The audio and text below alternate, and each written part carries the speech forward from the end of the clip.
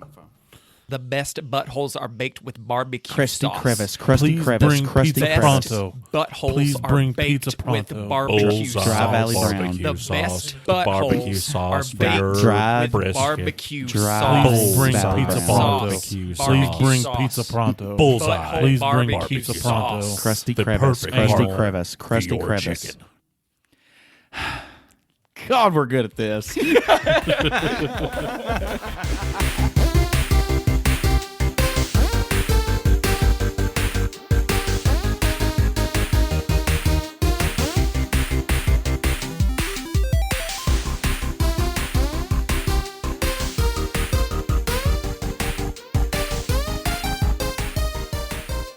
Hey everybody, I'm Dane Holland, and I got a flat tire. There's not really anything funny to say about it. None of you knew that when you got home, but I've got a flat tire. I'm Austin Shazam Pfeiffer, and is it the greatest musical in the world? I'm Marcus Whitaker, also known as the unsinkable I Am Electric Man. I'm Austin Tiny Zent, the most interesting man in the world. You interest me, that's for sure. And you probably Yeah. interest everybody else on Nerd It Through the Grapevine. It's this podcast where four best friends gather weekly to talk about our favorite parts of past, present, and future nerd culture. It is. Here we go. Marcus, I've been thinking about movies that need a good rewrite. there are a couple. There's a lot of them. A couple. Freaky Friday. Well, if you're a cynic like me, a lot of them do. Oh, yeah. But especially Titanic needs a rewrite. Please please, for the love of Marcus, why didn't you prepare me for this better? Have I never told you about the Titanic sequel I wrote? You've told everybody. It's been on the podcast Well, I before. thought about a sequel too because I did remember that. But Titanic that's in all up space. to you, bud. That's all your vision. I would like to hear about it. But I was also going to use some just like random tropes off of TV tropes. The trope of the day is magic dance. Magic dance? I know that there's that really cool dance scene, down on the Titanic on the lower level floor, with the cool. Yeah, when she instruments. gets involved So with the not only do we scrubs. have to like try to rewrite it, we have to have a magical dance as well. Just insert the gif man. of Tobey Maguire in Spider-Man 3. Okay, so Tobey Maguire's in this. Is Tobey Maguire in it now? We're rewriting it. Yeah, Daddy. We are rewriting the movie of Titanic. Can we place our own characters in those positions, and We can are they be rewriting superheroes? Can we make this Titanic in space? Well, that's also why I was going to try to. Yes, we can. We're rewriting the daggum thing. We're making not because we're good writers, but because we're stupid, We're fantastic writers. Friends 2, and we're not going to write The anything. Rise of the King. No, Those were amazing. So magic dance was just the trope of the day on TV tropes, and it just made me think of the little dance at the thing. So Yeah. so the magic dance, but then we can also just keep hitting random tropes until we get one we like. Well, I think there was a magic dance. I think there was a dance competition as to who got to go onto the Titanic. So everyone that's on the Titanic is a really good dancer. So it's going to be a musical. Step Up 5. Dang, Yeah, I didn't Titanic is a even think musical about now. this. Yeah, Or the dance is like very ritualistic and they summon something. the Titanic. Like the Titanic or Danny DeVito. He's or the Dwayne captain of the Rock Titanic. Johnson? Yeah. Doing Danny DeVito's the captain. I gotta go down with the ship. So do we? He only appears via summoning circle.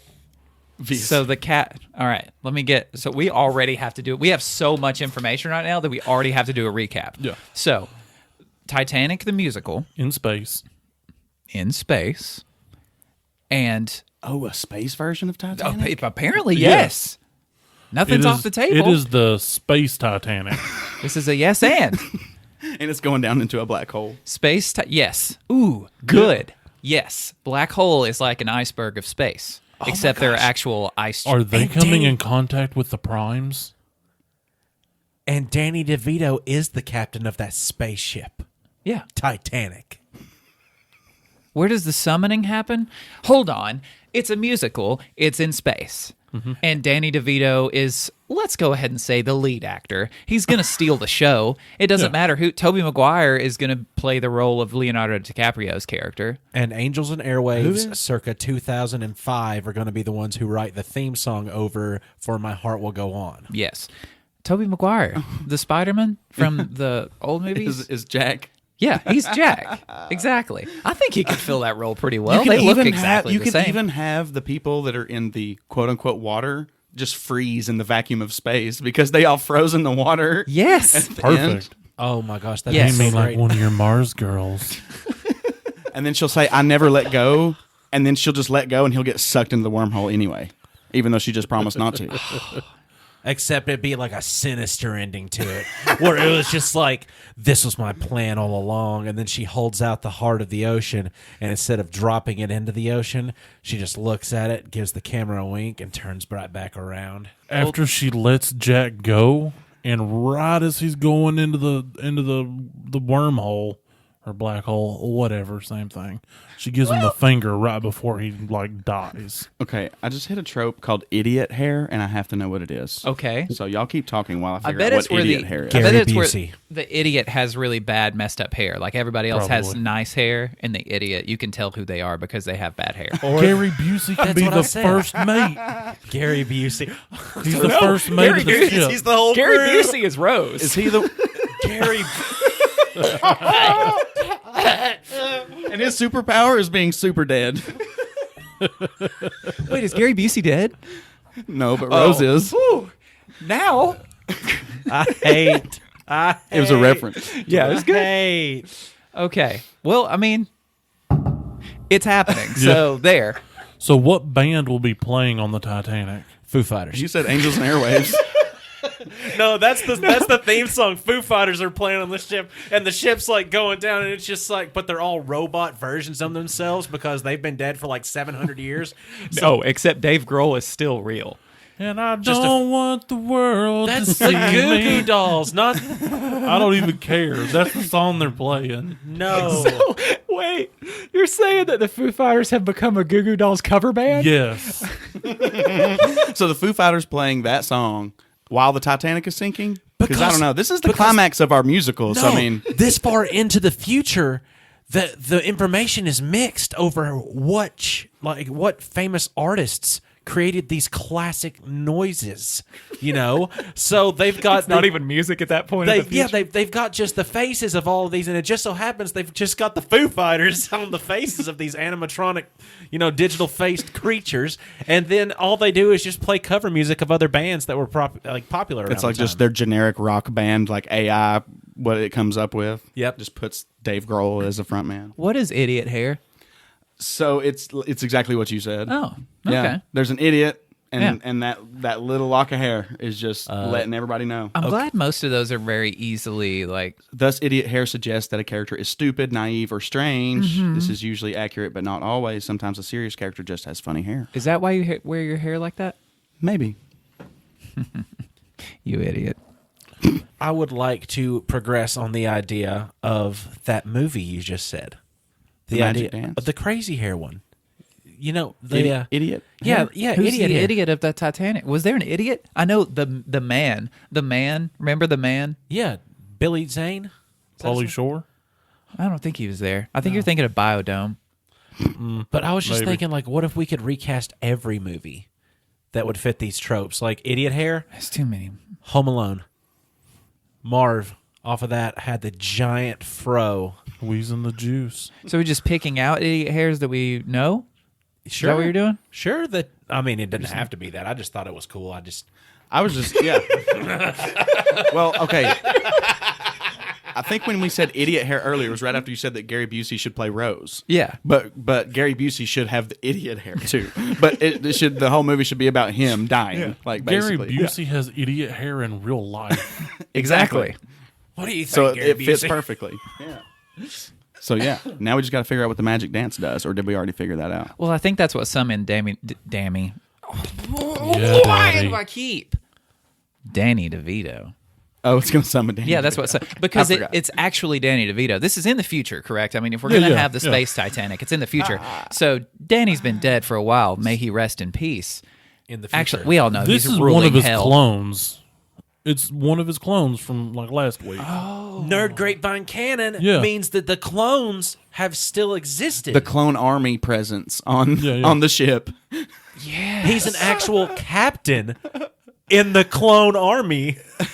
And he's retired to a captain of a cruise liner in space. No. So are you trying to say that this is a military vessel that some civilians have accidentally boarded and they think it's a cruise ship?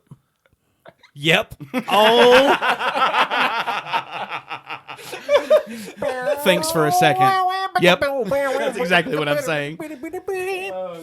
that is just shenanigans waiting to happen, and I love it. Absolutely. Is keep this her- how movies are written? yeah. Yeah. People get paid to do it. Imagine getting millions for this. Lionsgate. Oh, and they if run you into wanna a- contact us. Just add us at Nerd Grapevine. And if you want to, I just came up with a movie idea for you. It's called Just Spitballing. It's about people that sit around and write movies. And they have to run into a baby planet at some point as well, according to TV tropes. Like an infant planet. An inhabitable planet that is far smaller than astronomically possible, often less than a few functional miles in diameter. Is that where Rose drifts off to? Well, know. Gary Busey. So it can be a planet roughly the size of Tennessee, inhabited only by babies. Rick and Morty did a cool baby planet episode.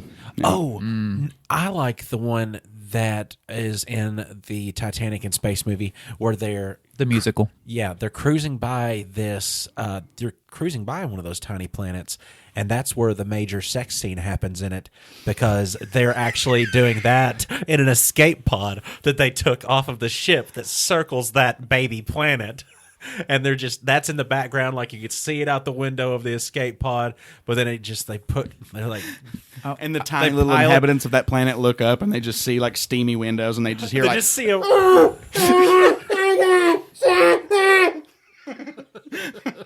that a Gary? It's like loud and thunderous to them. though. Busey orgasm? I'd say if he's having sex.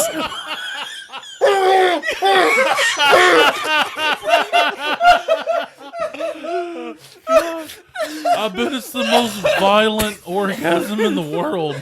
There's like blood and fire. I feel like his mouth would start doing those little, you know how those little old toys, those wind up mouths that just sit there. I feel like he would start doing that when he. Dude, half the time he talks, his mouth works independently of his teeth. I mean, he's like a bad Japanese voiceover movie, but as a person.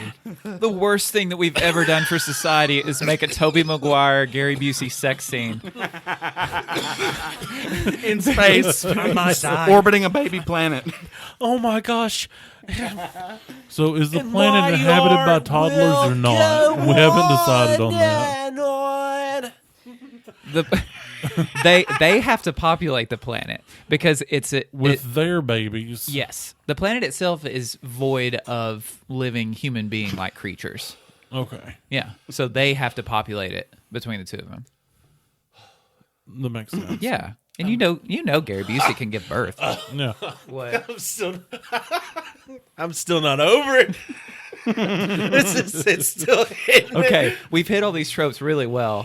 Throw another one. We got to get another one in there. This one's called Patron Saint. That's Gary Busey So- again. Next. Some of us are believed to be closer to the divine than others. In Catholicism and Orthodoxy, these special people are called saints, and they can be called upon to intercede or create miracles on our behalf. Danny DeVito summoned spirits. The spirit of Saint DeVito will guide us in these troubling times.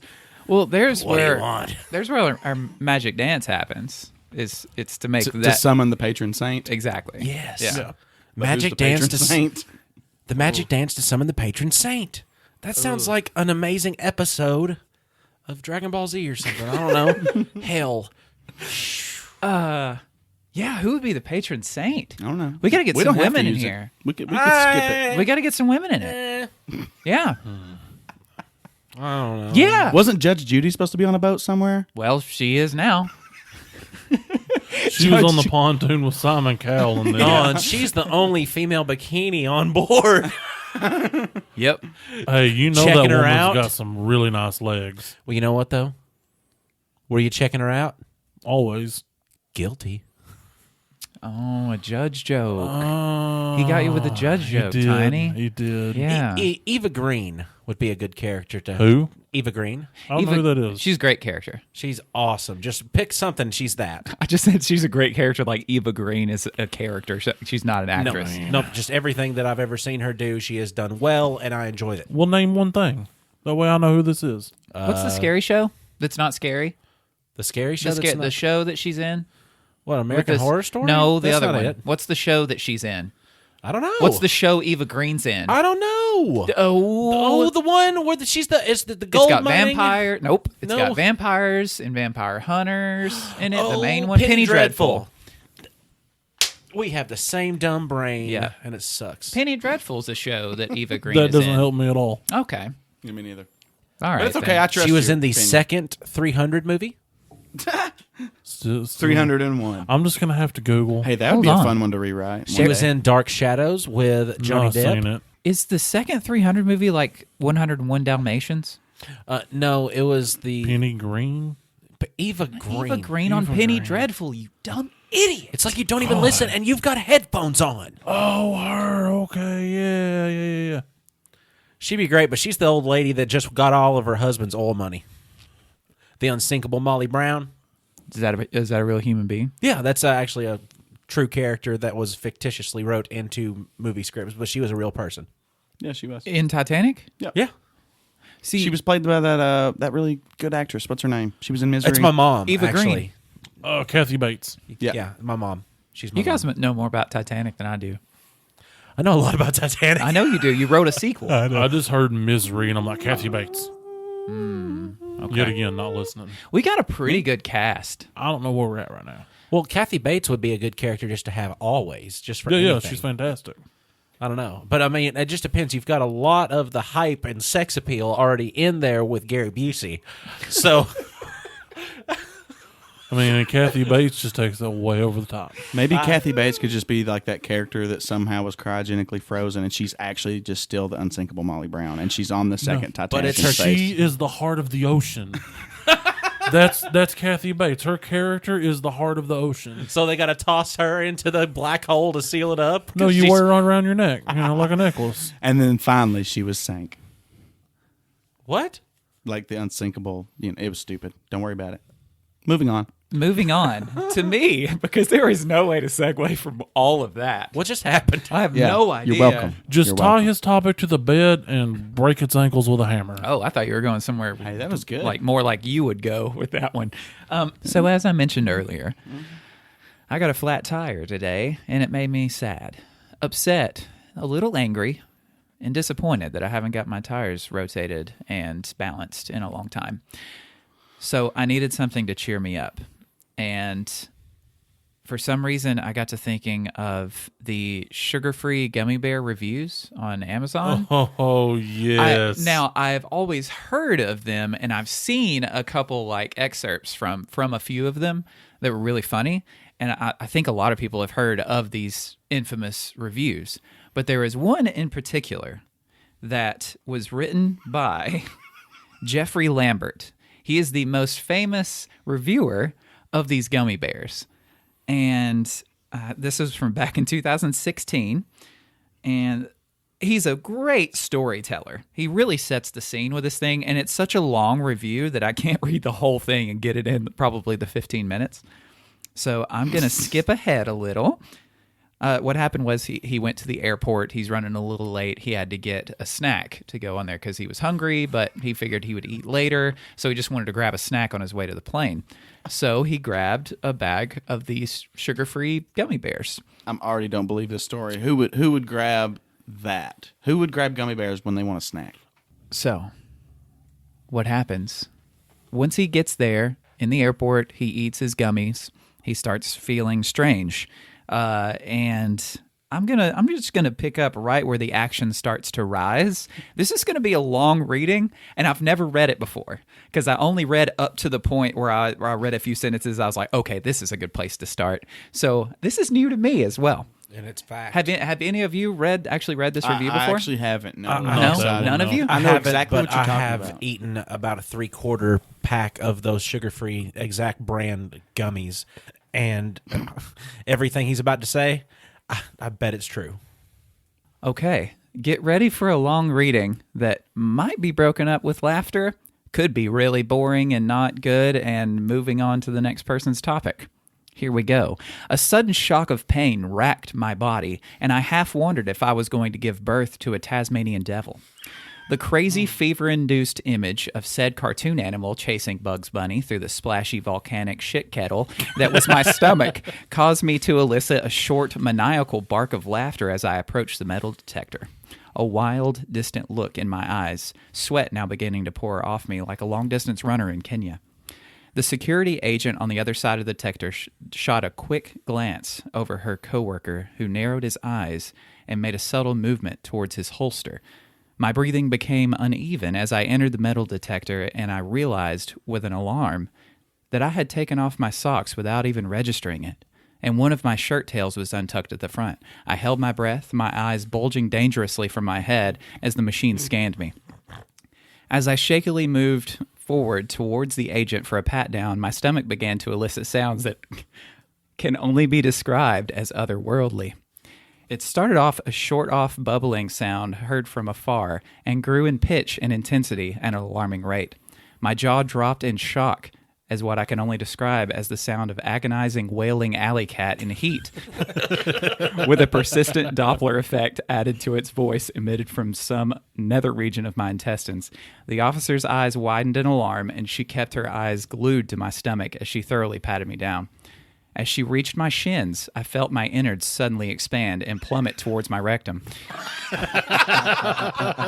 With cat-like reflexes, I squeezed my sphincter shut with what seemed like nanoseconds to spare. And I knew that if I didn't get to the bathroom immediately, I would shit myself. He passed his deck save. Is this because he ate those things? Yes, that's because he ate the sugar-free gummy bears. It's true. Movie. That's just the first paragraph of like 9. Here we go. With a Herculean effort of all the strength that I could muster, I forced my butt cheeks together, knowing that one false move would open the floodgates. I began to walk like a duck, trying to remain as inconspicuous as possible, not even caring now what other people were seeing in front of them. A disheveled, barefoot 40-year-old businessman, red-faced and bulgy-eyed, sweating profusely, shaking slightly, and walking without bending his knees. With single-minded intensity, I grabbed my carry-on, shoes, and socks from out of the plastic tub that had passed the X-ray inspection, and without putting anything back on, I turned on my heels with the intention of finding the nearest restroom and slowly dying there one squirt at a time. But that's not what happened. I turned to go and found myself staring at 3 armed agents who stopped me and asked if I would follow them. Why? What's the matter? I stammered, wincing slightly at the act of speech seemed to strain the tenuous and extremely fragile truce I had negotiated between my bowels and the tempest that raged within. I have to go to the bathroom right now, I pleaded. Just follow us, please, they said, leaving no room for argument. The other travelers clearing the security check stared with curiosity and revulsion at the spectacle unfolding before them, whispering amongst themselves and hurrying to back up their belongings and get as far away from me as possible, no doubt assuming that the airport had nabbed some sort of domestic terrorist. If I had been feverishly trying to hold back the eruption of Mount Vesuvius, I likely would have died of shame. With each step I took towards the room that they ushered me into, I felt that my legs would give way. I marveled at how strong the human will could be. Marveled at what essentially patching a hole in the Hoover Dam with bubble gum could actually be sustained indefinitely. Maybe I would make it through this ordeal after all. The room they brought me into was an examination room. I had pretty much stopped registering details of my environment as my conscience closed off all but absolutely necessary functions. Breathing, ability to walk. But I snapped back to reality when I heard the snap of rubber. The slow dawning of realization poked through my agony and stoic resolve as I turned to face an agent donning rubber gloves. Sir, Squat we're and going cough. Sir, we're going to perform a cavity search on you. A young, fresh-faced agent stated in a firm but emotionless voice. His short-cropped blonde hair was immaculate, and for a crazy moment, I wondered if he was an actor and this was some sort of elaborate practical joke done to amuse bored kids watching YouTube. He must have taken my tortured silence for resistance because he looked at me sharply and said, "Lower your pants and underwear, please," and faced the desk. Panic started to grip me in its icy grasp, and the sudden adrenaline threatened to destroy my sphincter's bulwarks and rend my anus in two. I inhaled sharply, and with a pained gasp, I doubled up in my efforts to clench my cheeks together. "Sir, please," I begged, deferring to this kid in an act of desperation. "I have to go to the bathroom. You can follow me in the stall if you need to, but I had some bad Haribo... Haribo? How do you pronounce that? Haribo. Thanks, guys. Haribo sugar-free gummy bears. And now I feel like... But they had stopped listening and smirked at each other. Two of the other agents, a tall, dark-haired female and a short, balding fat man, looked away from me, and I could see them shaking a little as they stifled their laughs. "Sir, face the wall and put your hands on the desk and spread your cheeks," the young agent stated, a lopsided grin on his face. But I began to protest. And then a fresh shock of pain forced me to stop and lean on the table for support as an ungodly howling rose from my stomach, something between the dying moans of a woolly mammoth and the sound of bubble wrap popping underwater.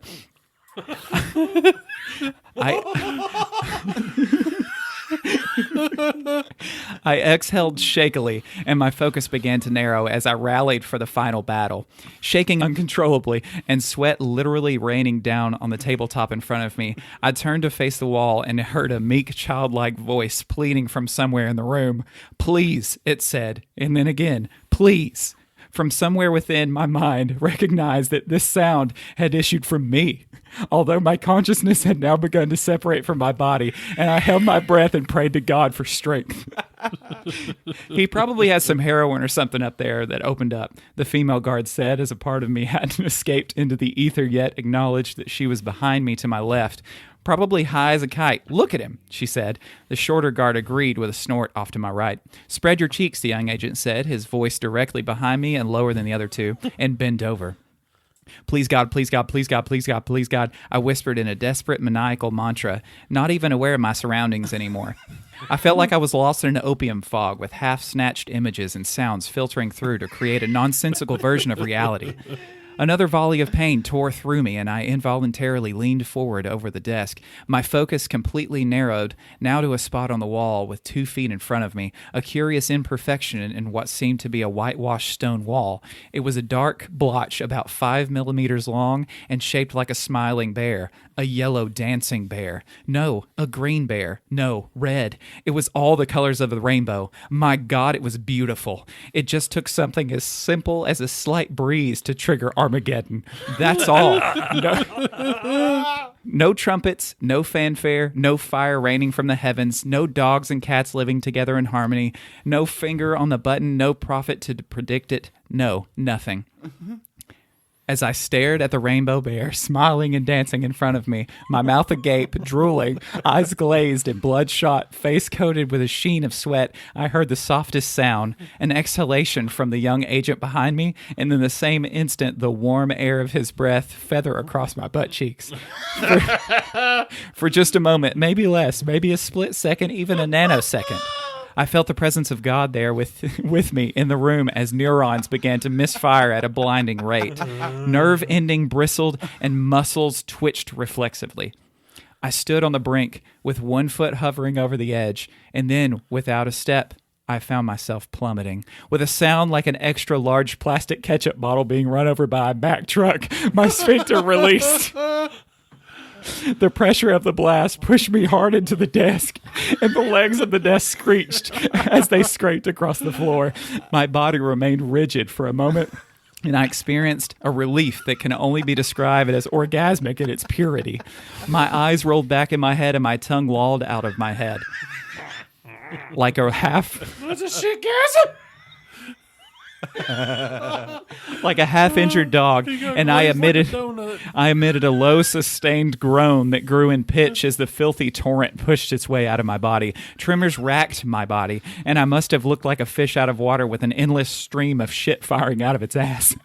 Other sounds and sensations started to filter in now as my consciousness began to materialize once more. The muffled scream of a dungeon filled with prisoners near death radiated from my stomach. The rushing sounds of liters of liquid trying to escape through an aperture too small to accommodate it all at the same time. The omnipresent sound of chunky liquid splattering against a hard surface with a great force. The high-pitched screaming of a woman's voice calling out to God. Another voice sobbing uncontrollably, imploring to make it stop. And my own ecstatic monotone wail. When my ordeal had eventually run its course, I was left panting for breath and wobbly-legged, half crying, half laughing with a relief, barely lucid and feeling as if I had birthed an elephant. My colon felt like someone had poured chili sauce all over it and then sent in a colony of fire ants to eat it. Through my sobs, I heard the sound of dripping, like when the sprinklers are eventually turned off after an office fire, or after a thunderstorm when the willow that overhangs a pond continues to rain down long after the sky has stopped. From behind me, the sobbing continued, and I heard someone try to speak into a walkie-talkie, but nonsensical words were all that the man could speak, which sounded like the ravings of a lunatic. With great relief, I slowly pulled myself off the table, legs trembling, my stomach eliciting one last sound as a loud, prolonged gas bubbling that eerily resembled a pig orgasm. I slowly turned my head to survey the devastation, and in that instant, if I had a pencil or some other sharp object, I probably would have gouged my eyes out in revulsion. And the smell was enough to drive a man insane. It was the stench of rotting potatoes mixed with sulfur and ammonia, cooked in a broth of chicken feces and left to age for 2 weeks in a yeasty stew at the bottom of a French outhouse. After half a whiff of this ghoulish brine, I immediately stopped breathing through my nose, but the taste remained in the back of my throat for months to come. The young agent had taken the brunt of the foul witch's brew, and at first I couldn't process what I was seeing. I thought somehow the young blonde kid had been spirited away and replaced by a brown golem or an ATV rider that had spent the better part of a day driving through mud puddles. With some degree of compartmentalization, I came to understand that for some unfathomable reason, this kid hadn't moved or hadn't been able to move through the entire fecal deluge.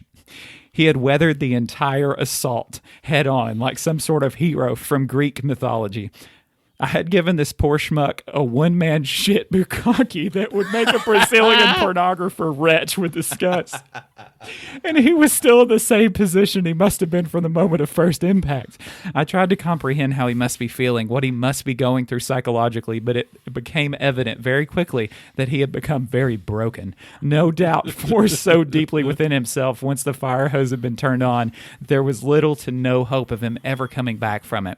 Certainly not without extensive psychotherapy or lobotomy. I looked beyond his quivering, catatonic, crouched form to see a perfect outline of him cut out on the white wall behind him. Either side filled with a dripping, opaque layer of alternately pulpy and running fecal stew. Austin has been trying to hold his vomit for so long. I noticed two quivering masses at either extremes of the room and realized they were humanoid in form, although the caterwauling that was coming from these broken creatures was just blubbering gibberish. And that was the tableau that was burnt into my mind's eye for eternity. Needless to say, I missed my flight. Jeez. That was a treat. Thank you for that. I just blacked out for a little while. Whew. I just want to tell you that is the truth.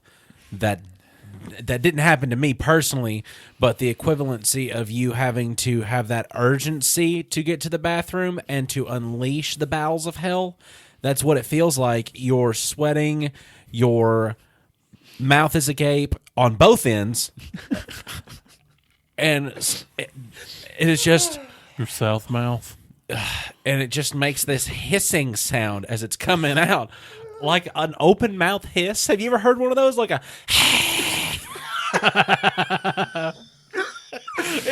At some points it makes that noise like because it echoes a little bit in the bowl of how much force is behind the liquid.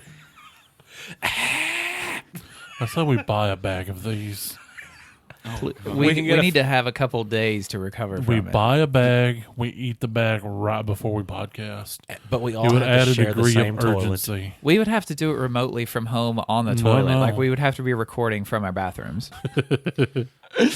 Oh, yep. Sorry, I took up my entire topic time reading you guys a It was story. worth it. It was but worth it. that was fantastic. That was great. That was amazing. Almost as amazing as the man, the myth, the legend, Peter Freuchen.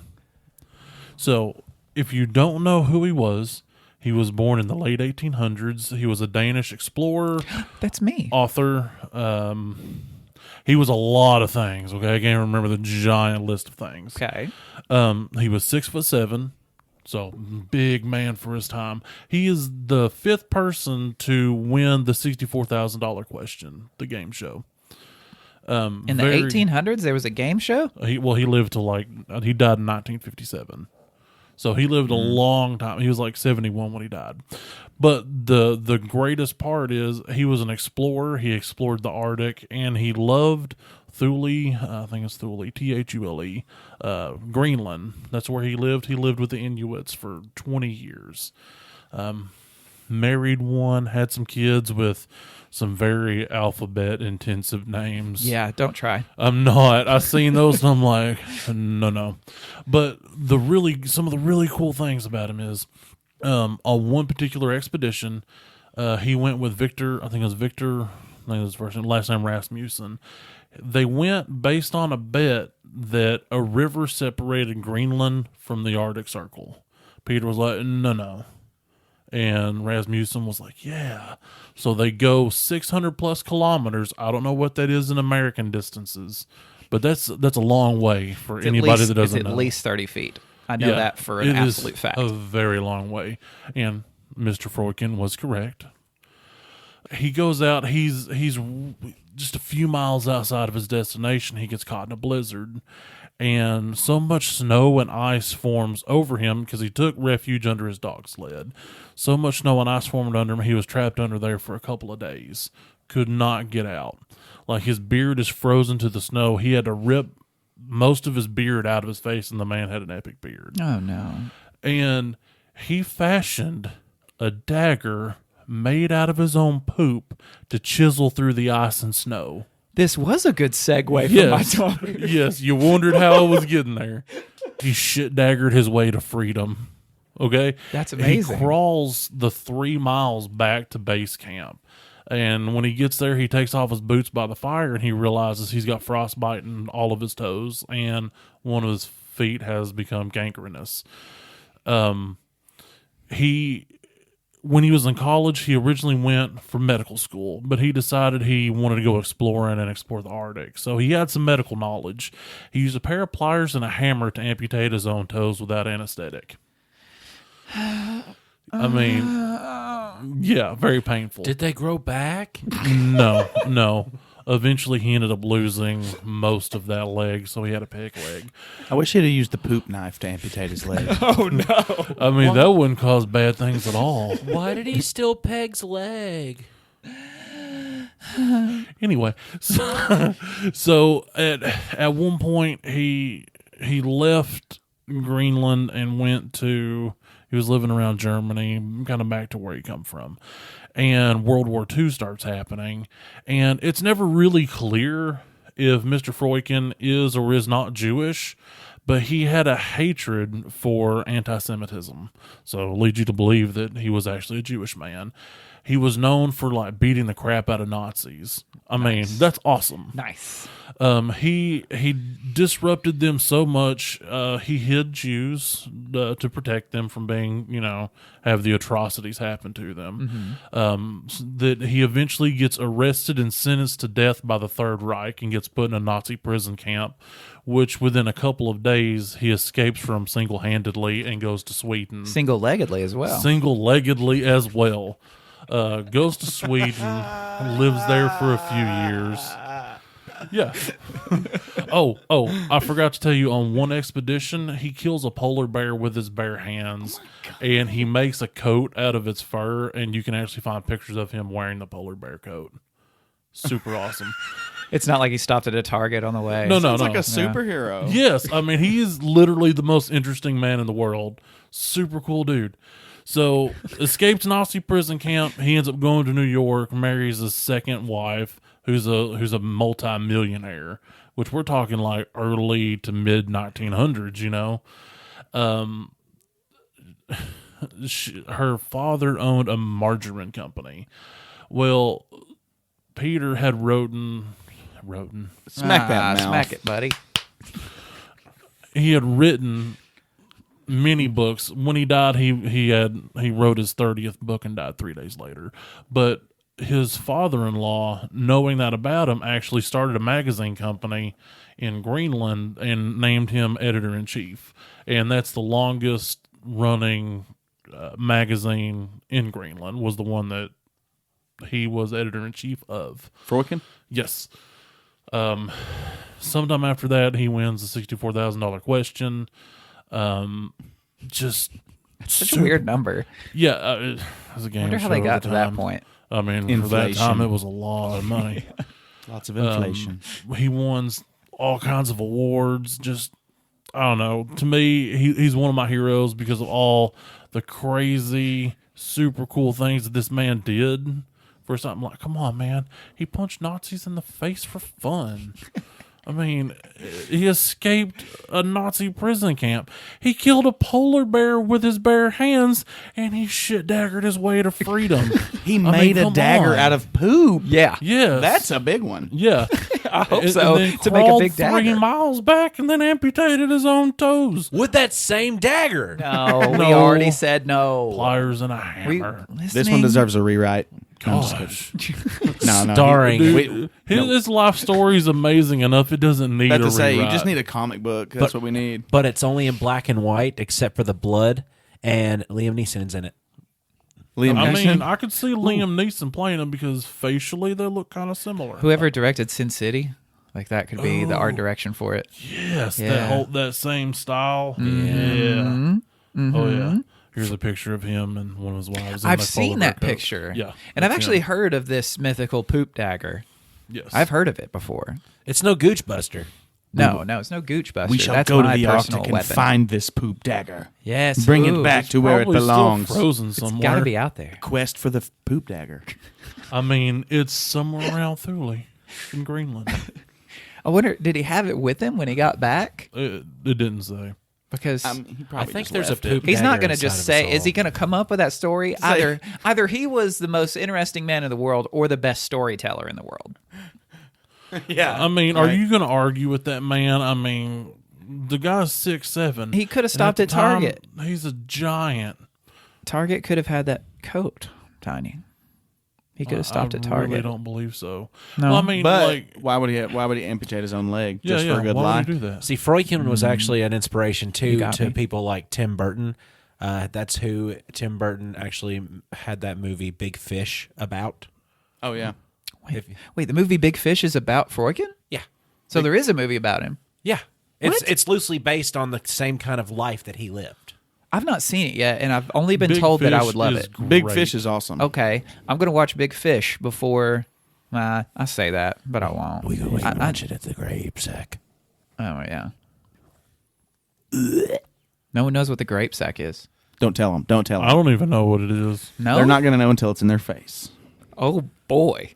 That could Boy. be very provocative. Great bagging somebody. I am so excited about that. I'm so excited about that. You know what else I'm excited about? Not much, because I just got through purchasing a house, and there's a lot of stuff that they did not teach you when you went to school, and sometimes don't even teach you when you get some college. Teach me. I didn't learn. Oh. I'm just telling you. I'm just going to start a little bit. This is my rant. You just Things- had frustration I've after got- frustration. Yes, I've got a rant. This rant is going to be about why didn't they teach me in high school more about financing? Okay, I get it. It's not something that everybody's going to get into a field of, but everybody at some point in time is going to be, they're going to need to use financing for something. So why didn't they focus more on teaching us about financing? See, I've Why always did thought... you use counting fingers and not use them? Sorry. I thought it didn't was mean just to like when an attractive person is very antsy. I thought that's what it was. What? Financing?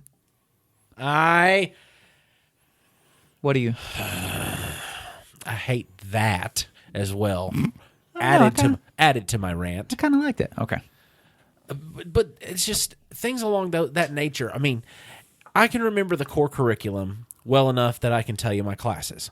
I'm not going to tell you my classes, but I could if I wanted to. I can't. Barbarian, fighter, Rogue, paladin, Cyclops, rogue, wizard, warlock, wizard, Rogue, sorcerer, rogue, druid, wizard, ranger, Bard. bard. rogue. I did say rogue. That's all the main classes. Yeah, that's all of them. Okay. Sorcerer. I mean, I rogue. said that one. There's a lot of subclasses. Yeah. Oh boy, that was fun. But no. That conversation went rogue. He's on fire tonight. It's like not a hot fire though. Can you have how hot? It depends How- on how many gummy bears you ate. How icy hot. how cold can a fire be? It depends on if you It's have cold milk of as magnesia. ice. How cold can a fire be? I've pooped cold. I know. Me too. I got icy hot on my beehole one Marcus, how cold can a fire be? I don't know what you're talking about. Me either. What about Oh man, I hadn't had that in a minute. Fine. We'll take a mustache on the microphone break. We'll be back, everybody.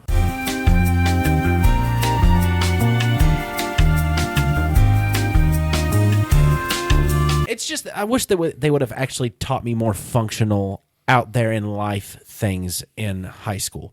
You know, because if that's your standard of education, that you're going to be having to get out into the workforce. You know, you're getting out of high school or even a GED. And most places are requiring, you require a GED or a high school diploma. They need to teach us more real world functional stuff. We shouldn't have to have exterior knowledge past that. You know, it needs to be specified better before you become a grown up. I'm 32 and I just now became a grown up and it hurts me a little bit. What's a grown up? A grown up? Yeah. I don't know. Just A homeowner? having somebody that Dane. What? I heard what you said. I heard what you called him. I heard what you called him. now. Be more woke. That's not what I said. you're idiots. Oh, you're all idiots. We're not even allowing him to rant. We're terrible friends. We're the worst. We don't care about his problems. He's pouring out his heart of his frustrations, and we're like farts and poops and Poop dagger. Speaking of that, that was my favorite song by this next band. Tenacious D is an American comedy rock duo formed in Los Angeles, California in 1994. It was founded by actors Jack Black and Kyle Gass, who were members of the Actors Gang Theater Company. The duo's name is derived from tenacious defense, a phrase used by NBA basketball sportscaster Marv Albert. Really? I didn't know that. Yes. I just wanted to talk a minute about my actual topic because there isn't a... There, what? Nothing. What? You hit us with the fakie again. It's just fun. Yeah, I He thought just your had topic he was had a a rant. dual topic. He hit us with a fakie. Is The Pick of Destiny a musical? Yes. Absolutely. It's Of I course don't it know. is. Never See, seen it. Tiny hasn't got to watch it. We watched a snippet of it today at the shop. Okay. And I don't like to play cussy cusses at the shop because I don't want to have people walk in that don't vibe like me, you know? Right. But And- there's a lot of cussy cusses. Oh, in every that. other breath, and it's great. But the only issue was he didn't get to watch enough of it. But it's one of my favorite musicals of all time. It is good. It's so good, Tiny. I'm partial to Phantom. Tiny, you have to watch Tenacious D and The Pick of Destiny. I too hold man. Phantom in a very high regard. Trust me, I have the mask and the music box, and What? I've never showed you these. I don't show many people. he did. What? And a really good poster, too. Yep. I could be your Christine. Or you could be mine. I don't care. But, bro, I'd rather you sing to me, my angel of music. I want you both to be the Phantoms. Bigfoot Oh my gosh. is my father, And and, it's he's just- going to protect me. Storm the gates! Infiltrate. Storm the gates. What if the prequel was about a fight between two phantoms trying to be the Phantom of the Opera? It's not. Could there be a prequel? Is there probably is a prequel, right? Well, that'd probably start with him being in the freak show. He's got sleep apnea. It's sleep or breathe. Personal and hurtful. I was making you into the Phantom of the Opera. I'm sorry. Our listeners did not have to know that my body tries to kill me when I sleep. I'll end up looking like some kind of really white trash Bane So man who breathes through crab. when she retires, the studio's just gonna have a Phantom of the Opera. Austin, is that okay? Austin, no! If you would just sit and watch Tenacious D in the Pick of Destiny, I'm going to smack that mouth real Do quick. it, please. Hold They on a minute. deserve that. Tenacious D in the Pick of Destiny. You should watch it. It's absolutely fantastic, and it's catchy in the kind of way that our stupid brains like catchy. The only issue is I don't like Jack Black at all. What? Oh. Then you don't like me. I'm lying. I love Jack Black. Okay. I just really wanted to see the reaction. That was. Whew. Who doesn't like Jack Black? There's almost another fight. I liked him since Cable Guy. Besides, like, 90s parents, when he was just, like, first coming out in Orange County, like, don't be like that character. Like, Sean! Gotta score some of your piss. What if there are people that don't like Tenacious D? They don't know what kind of music they make. What kind of music do they make, Austin? Rock and f***ing roll. They have the best music in the world. It is pure rock and roll. Some say rock is the devil's work, but they think it's magical and rad. But they don't mind claiming credit for what they say Satan may or may not have created. But it's not just rock and roll. It's humorous rock and roll. It's comedic, but at a point to where it's almost like a Ninja Sex Party. Yes. It's the very same kind of idea as Ninja Sex Party, except Ninja Sex Party isn't as famous as Tenacious D. They're like 80. They're as famous to me. They're like 80s hair rock stars. Yeah, instead of like that, NSP is, and then Tenacious D is more like metal, like Ronnie James Dio and right. some Black Sabbath that doesn't feature classic rock, I would call it. I would call it classic rock. Yeah, not metal. Oh man, Well, Dave original Grohl. metal? Foo Fighters. Didn't we talk about? Whoa, they're back. Yeah, Dave Grohl was in Tenacious D and the Pick of Destiny. He plays played Satan. he played the devil. I love metal. He actually played the drums in that song as well. Well, he is Dave Grohl. Meatloaf is also in it as well. He's the Yes. dad. That's one of my favorite things my mom made growing up as a kid. Yeah, I they just love eat meatloaf so much of it. so much. It's delicious. It's amazing. I make one, but I call it meat eat loaf because I could eat the whole thing, Tiny. It's that good. I know. I make a really good meatloaf. Awesome. My mom used to put saltine crackers in there. Yeah.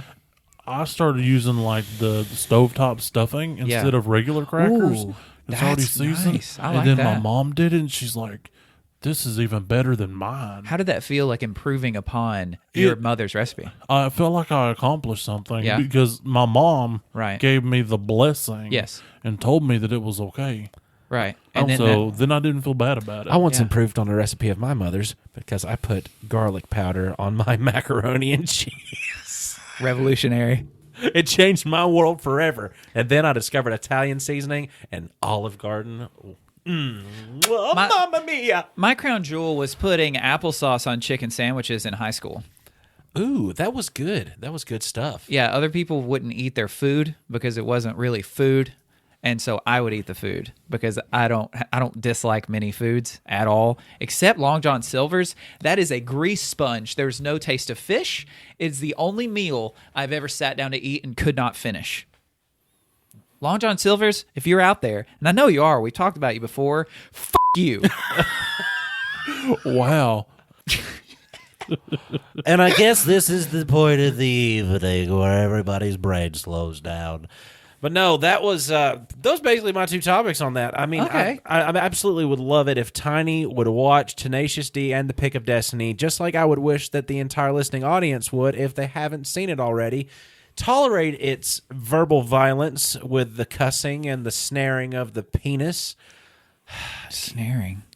Oh yeah, Like a drum snare? Is this? Do they play a penis as a snare drum? it hits hard, baby. I thought a snare was a trap. I pictured like a hook, like hooking one, Well, I was and it gave me the shivers. Well, you know, like on a snare drum, on the underside of it, it's got the Snares. the beads, the snares that are Yeah. strings like that. I imagine like a piercing that it's close enough that whenever you hit it, it makes that. But that's not a snare. That's a hi hat. Were you just playing Radar That's Love? a hi hat. I played That a hi-hat. is. I played Do a that, give hi-hat. me. Been driving all night, both hands on the wheel. I'm gonna ask Seven about that. Who? My piercer buddy Seven. I'm gonna ask him about that. You have a piercing buddy named Seven? Yeah, A my piercer buddy. is his name is Seven. His name is Seven. Yeah, it's not his government name, but it's his name. Man, that'd have been cool, huh? Yeah, But what if he was the sixth kid that they had?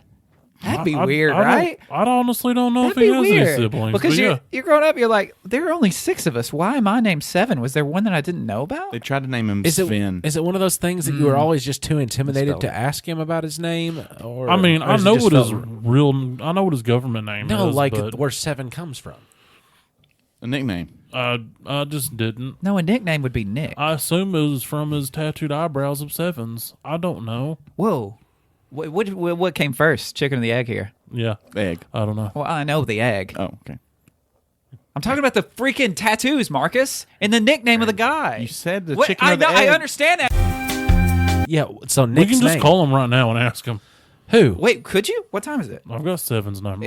I mean, it's not even 11 o'clock. He's a tattoo guy. He's got to be awake, I mean, right? I'll- Is that a Did I just make a he stereotype? doesn't do tattoos. I don't even think that's a thing. He does piercings. I think I just, Tattoo guys never he, sleep. he has told me that he's willing to like accept talk phone calls on the before 11 podcast. o'clock. I mean, he's probably up. But Yeah, call him. yeah. Just I'll it'd be real quick. I'll just call him. Okay. Yeah, I don't care. All right, everybody stand by. We're don't gonna care. make a phone call. Disregard the constable. That's all I'm saying. Constable. What does that mean? I don't know.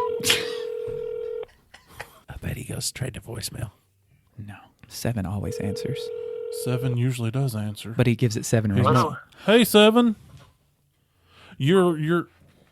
Whoa. Did he just hang up on you? I think my beard hung up on him. Hey, Hey, did I wake you? yeah, a little bit. Oh, man, I'm sorry. What you got, buddy? Okay, so is it possible to get a piercing that when you move your genitals, it sounds like a hi-hat on a drum kit? Entirely feasible, actually. Do what? Entirely feasible, yeah. Yeah, I mean, I figured you would know. How? How? Yeah, you would just need okay. You would need a series of scrotal piercings and like 10 to 8 gauge. Use a captive bead type ring with a larger ball. And then with several frenum piercings along the underside of the shaft. Usually a heavier gauge. That'd be your percussion there. Did you say freedom piercing? Huh. And you call me back in the morning when I wake up, I can tell you what gauge sizes and what materials you need specifically if you're going for a hi-hat, a snare, Okay. or even, hell, we could do a tom if you just feel like, you know. Are you saying for the 4 of us in this podcast, we could create a full drum set out of the 4 of us? And we could just. It sounds like Oh, it. my We can have a gosh. 4 genital drum set. We would be like the Neil mean, Peart man, of genitals. Thank you, You 7. need drinks and a pivot man. Thanks, Seven. I'll let you get back to bed, buddy. Welcome back. Bye. All right. Evan. How about that? He's such a nice guy. He is. The only time Seven surprises me is when he tells me things he cannot do.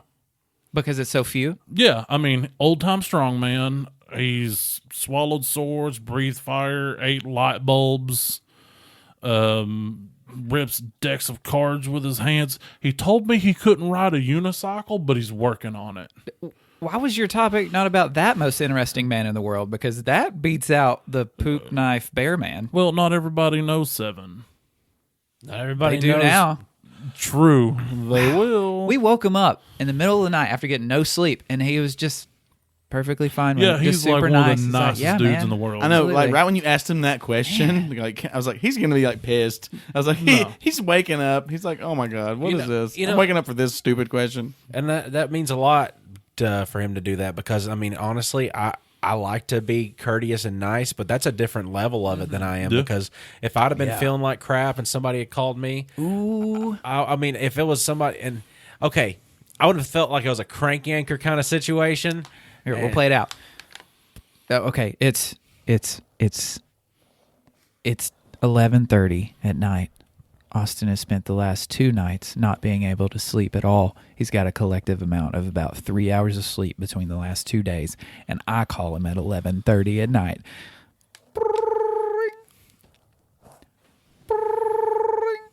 We live in the same house. I think he's asleep. What? That's not I would just not answer. I'm sorry. The voice message.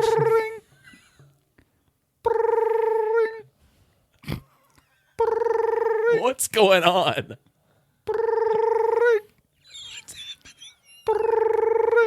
You realize we just had our first phone-in guest? Am I the only one that's like stoked about that? Hello?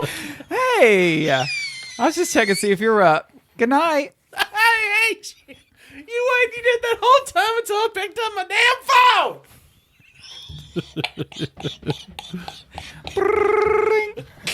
What?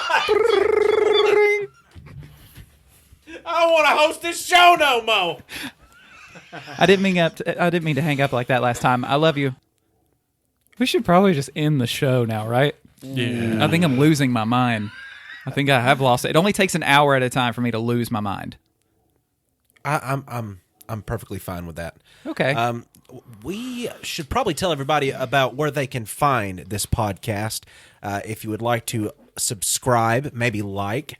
That's not my place to tell you what to do because I don't control you. Tell him. But we have a Instagram that is @NerdGrapevine, Twitter @NerdGrapevine.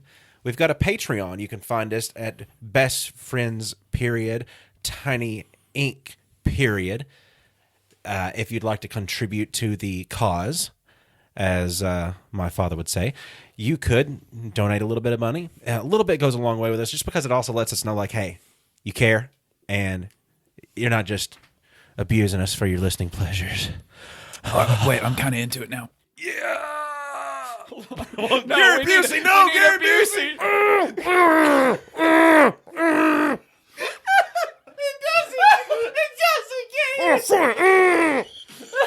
Is he getting his junk pierced? It doesn't get any better. I want all 4 of us to personally thank Seven, right? Yeah, absolutely. Thank you, Seven. Thanks, Seven. I appreciate it, man. Jeez. We drug another man into our BS. It's the way the big Hey, guy made us. Tiny. When life gives you grapes, Pierce him. You knew it. We're going to turn grapes into a drum set. Nice. Can I be the kick drum? I don't want to know what makes your sound. I don't want my. That's when the wiener hits the bungus. Get out of here.